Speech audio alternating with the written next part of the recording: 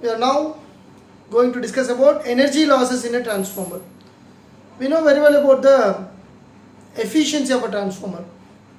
In practice, no transformer having efficiency 100% because there are some losses which leads to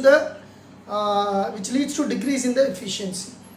For ideal transformer, we are taking the efficiency is 100%. That means which transfers the total input power. That means input power is equal to output power, but which is only the ideal case. In reality, no transformer having 100% efficiency. So what are the losses which leads to decrease in the efficiency of a transformer? What are the losses which leads to the decrease in energy? That means energy losses in a transformer. Energy losses, which causes energy losses in a transformer. There are basically 4 factors which causes energy losses in a transformer. This is one of the important question. First loss is core or iron loss. We know very well the transformer core is made up of, consider this is a transformer. Yeah, the transformer core, this part, this is what transformer core. Yes, core or iron loss. First loss is core or iron loss. In the core or iron loss, which is divided into 2 categories. First one is hysteresis loss and another one is eddy current loss. What is hysteresis loss? This word hysteresis, I think you studied in the chapter magnetism. Yes. Due to the repeated magnetization and demagnetization of the iron core in the transformer, soft iron core in the transformer causes hysteresis loss. Why? Because we are applying alternating voltage. We are applying alternating voltage or alternating current in the primary coil, which causes repeated magnetization and demagnetization. Magnetization and demagnetization in the soft iron core, which leads to some energy loss. That type of loss is known as hysteresis loss, which you studied in the magnetism lesson in detail, I think. Okay, so there is a loss due to repeated magnetization and demagnetization when alternating current passes through the primary coil. This type of loss is known as hysteresis loss. Okay, second one is eddy current loss. Due to the alternating input in the primary coil, there was an eddy current produced in the transformer core. There was an eddy current produced in the transformer core. There is a lot of eddy current. Because of this eddy current, heat is produced. So due to the eddy current, there was some heat. This heat may lead to some energy loss. That type of loss is known as eddy current loss. Okay, what are the remedies for these 2 losses? To minimize the hysteresis loss, we can make the transformer core with the steel of high silicon content, like mu metal. Okay, we can make use of any steel of high silicon content, which reduces hysteresis loss, which minimize hysteresis loss. But this loss we can't be nullified. We can able to minimize by using a suitable material like steel with high silicon content.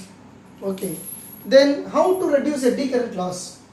By reducing eddy current loss, we can use very thin laminated wires in the transformer core. In the transformer core, we have to use thin laminated sheets or thin laminated wires.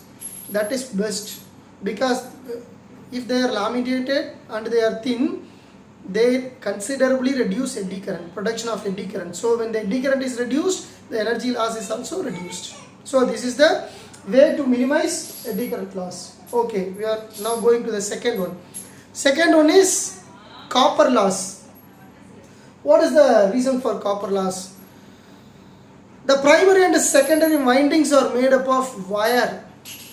It may be a copper wire.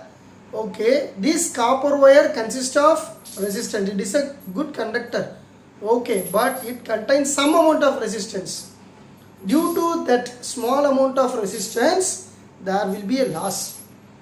When the current passing through the copper windings in the primary coil or secondary coil, okay, in the primary coil, when the current passing through the primary windings, due to the resistance present in the copper wire, it produces Joule's heating effect.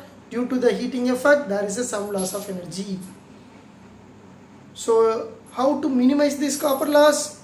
We can use thick wires. That means we are increasing the diameter of the wire. That means we are increasing the area of cross section. If the area of cross section of the wire is increased, the resistance is considerably decreased. So we can make use of thick wires with considerably low resistance. That is the way to reduce, to minimize copper loss. Okay. The next is flux loss. Flux loss, we know very well, as we know, the primary windings and the secondary windings. The magnetic flux linked with the primary windings. We thought that the magnetic flux linked with the primary windings completely goes to the secondary. There is no loss. But in practice, there is small amount of loss is there. So the magnetic flux linked with the primary coil and the secondary coil is not exactly same. There will be some loss. That is called flux loss. Because here flux is leaking. There is a leakage of flux. In practice, there is some amount of flux is leaking. Due to the flux leakage, there will be some energy loss. That loss is called as flux loss. How we can reduce this flux loss? How we can minimize this flux loss? By minimizing the flux loss, we can winding the primary and the secondary coil one over the another. We can exactly winding the secondary coil over the primary coil. If we do like this, when the two coils are wounded together, then there will be a less chance for leaking the flux. So the flux leakage is minimized. Okay. The last one is what? The last one is sound loss. How the sound loss will be produced? That is, this sound loss is minimum loss. It is very, very less amount, but this is considered to be some amount of loss. When an alternating current passes through the primary coil, the windings, the primary coil, there is a repeated magnetization, demagnetization. I said in the case of hysteresis loss. Yes. Due to the magnetization and demagnetization, when the current passed through it, the winding becomes like this, relaxed, some relaxed. When it becomes demagnetized, it goes to its original position. Then magnetized, demagnetized. When magnetized, the wire becomes like this. Demagnetized, it becomes like this. So the core wire. So when the core is vibrating when the current passes through it because of magnetizing and demagnetizing. So due to magnetizing and demagnetizing, the core vibrates. This vibration of core produces what? This vibration produces some sound. Due to the vibration of the core, there will be some sound. So there is some loss in the form of sound energy. So in this way, sound loss is produced, but sound loss cannot be minimized because it is a minimum loss.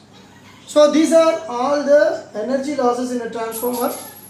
There are 4: core or iron loss, which is divided into hysteresis loss and eddy current loss. Another one is copper loss, another one is flux loss, and another one is, the last one is sound loss. These are all the energy losses in the transformer which leads to the energy loss, which makes the transformer which will not reach the 100% efficiency, less than 100% efficiency in practical cases. So only for an ideal transformer we get the 100% efficiency. Otherwise, the efficiency of a transformer is always less than 100%.